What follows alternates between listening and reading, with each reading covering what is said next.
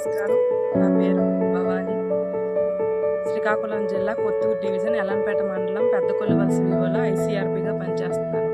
నేను ప్రకృతి వ్యవసాయం 5 సంవత్సరాలను ఎకరా విస్తీర్ణంలో చేసుకుంటున్నాను. పిఎండిఎస్ నవధాన్యాలు 30 రకాలు 25 కేజీలు నా సొంత పొలంలో వేసుకోవడం జరిగింది. పప్పు జాతులు 9 జాతులు వేసుకోవడం జరిగింది. పప్పు జాతులు, నూనె జాతులు, దుంప జాతులు, ఆకుకూరలు, కూరగాయలు, తీగ జాతులు వేసుకోవడం జరిగింది. పెసలు, కందులు అవి పప్పు జాతులు.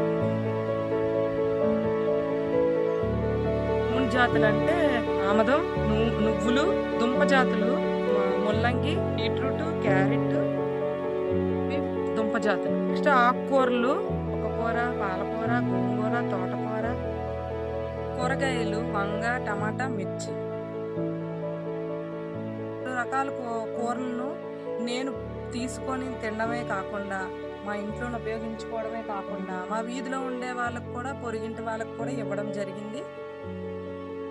అలాగే కొంత ఆకుకూరల్ని నేను మార్కెటింగ్ చేసుకోవడం జరిగింది. రకాలు విత్తనాలు, ఆకుకూరలు, కూరగాయలు వేయడం వల్ల నా పంట పొలంలోనే కలుపు రాలేదు. అలాగే ఆకుకూరల వల్ల నాకు ఆదాయం కూడా చాలా వచ్చింది. అలాగే నా జీవనం సాగిస్తున్నాను.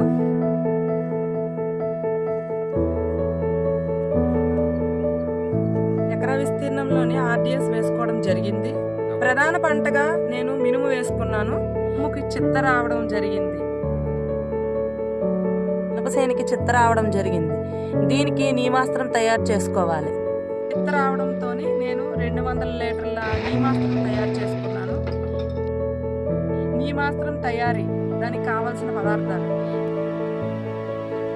10 కేజీలు వేపాకు ముద్ద, 10 లీటర్ల నాటావు మూత్రం, 2 కేజీలు ఆవు పేడ, 180 లీటర్ల నీళ్లు, 200 లీటర్లు పట్టే డ్రమ్ ఒకటి తీసుకోవాలి.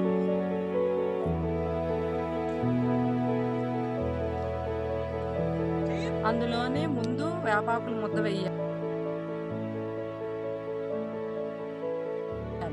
తర్వాత 10 లీటర్ల ఆవు మూత్రం వేయాలి. ఆవు పేడని నీటిలో కలుపుకొని అందులో వేసుకోవాలి.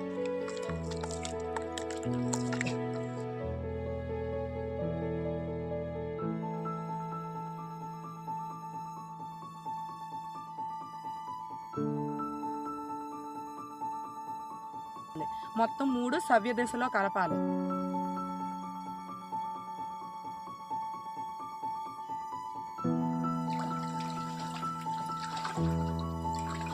ఇది 48 గంటల తర్వాత అది తయారవుతుంది. దాన్ని 3 రోజుల తర్వాత మనం వడబోసుకొని స్ప్రేయింగ్ చేసుకోవాలి. ఈ 3 నెలలు నిల్వ కూడా ఉంటుంది. నేను గట్ల పైన కంది వేసుకోవడం. ఇది అయితే మీకు ఇంత కాపు రాదు. ప్రకృతి వ్యవసాయం గ్రోత్ ప్రమోటర్స్ వాడడం వల్ల, అంటే ద్రవజీవామృతం, ఘనజీవామృతం వేయడం వల్ల చూడండి కాపు ఎలా వచ్చింది.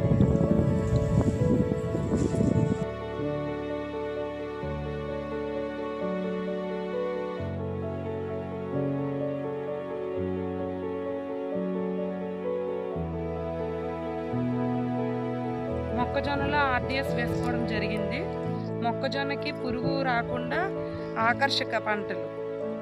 ఆకర్షక పంటలుగా నేను బంతి వేసుకోవడం జరిగింది. బంతి, కంది వేసుకోవడం జరిగింది.